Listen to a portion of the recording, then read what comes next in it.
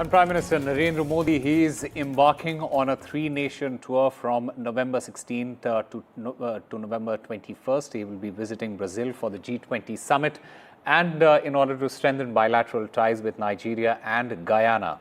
At the invitation of Nigerian President Bola Ahmed Tinubu, Prime Minister Modi, he will be visiting Nigeria. This will be the first visit by a Prime Minister of India to Nigeria in 17 years. So the Prime Minister there leaving for his three-nation visit. He'll be visiting Brazil for the G20 Summit. He'll also be strengthening bilateral ties with Nigeria and Guyana. This is his first visit, by a Prime Minister of India to Nigeria in 17 long years. This visit is at the invitation of Nigerian President Bola Ahmed Tinubu.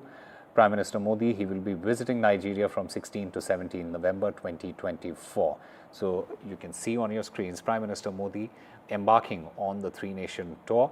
He is departed for the three-nation tour in the meanwhile. And my colleague Mohammed Ghazali joins us to get us more on this. Ghazali, just give us a sense of how crucial this visit is for the Prime Minister. See, this is a very crucial visit considering the three countries he is visiting, and all except Brazil, the rest of the two countries like Nigeria and Guyana are the places where India is looking to expand its strategic relationship with both the countries. And as far as we know, that Brazil is certainly important because India was the host last year for the G20. This time it's Brazil, where the Prime Minister said that he will attend the 19th G20 Summit as a Troika member. Last year, India's successful presidency elevated the G20 to People's G20 and mainstreamed the priorities of the Global South into its agenda. So certainly, a trip to Brazil is very important considering the G20 Summit, where India will also like to host, or it is very likely that the Prime Minister will also be holding bilateral meetings with other leaders of the other nations. But before that, his first visit is to Nigeria, and it's happening after 17 years that an Indian Prime Minister is visiting Nigeria on the invitation of their president there, Bola Ahmed Tinubu, who is the president of Nigeria, who has extended the invite. And it is also indicates, the visit also indicates that if you see in the last 6 months since he came to power, that India is also diversifying its partners. Earlier for defense, for energy, for technology, or even for higher education, India was solely dependent or reliant on the Western nations.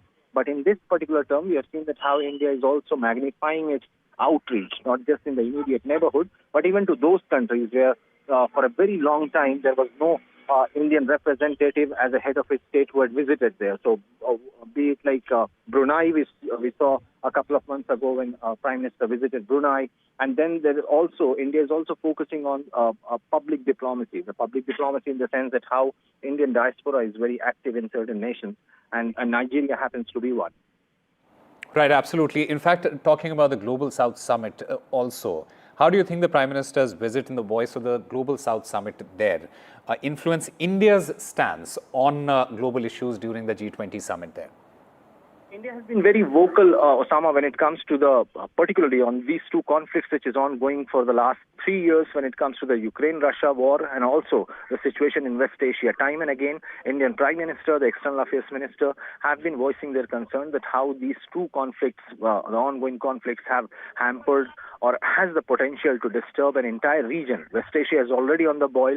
India's Prime Minister, Mr. Modi, has been one of the very rare leaders who has been able to speak to the leaders of both the warring factions, or say both the nations who are at war, be it the Palestine. In the case of the West Asia, the Prime Minister recently in the past had met the Palestinian President Mahmoud Abbas.